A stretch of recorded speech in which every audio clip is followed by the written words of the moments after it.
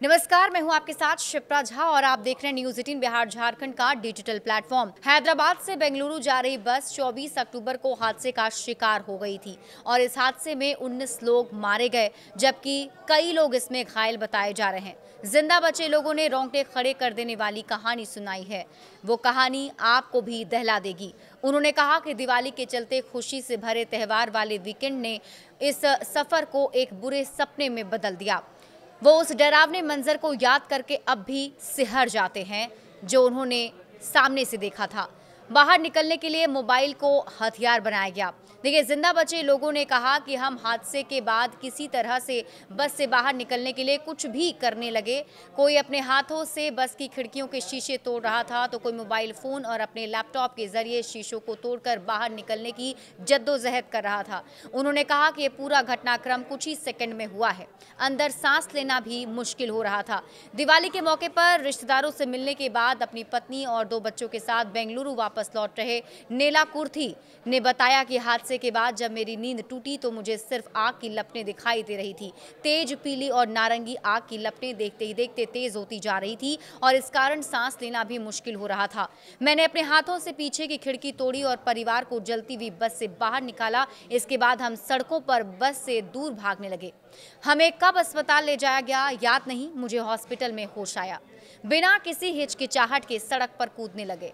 बहादुरपल्ली के रहने वाले सुब्रमण्यम बताते हैं कि मेरी नींद साथी यात्री के जोर से चिल्लाने पर खुली। उन्होंने कहा कि मुझे ये समझने में थोड़ा समय लगा कि आखिर हो क्या रहा है। मैंने अपना बैग उठाया और उसके बाद मैंने कोशिश की कि मैं इस बस से बाहर निकल जाऊं। बस के मेन गेट से निकलने की मैं कोशिश कर रहा था, लेकिन आग लगने के कारण गेट जाम था और इसके बाद मैंने देखा कि कोई लैपटॉप से खिड़की तोड़ रहा है। मैं और मेरे साथ 10 लोग बिना किसी हिचकिचाहट के ही सड़क पर कूदने लग गए।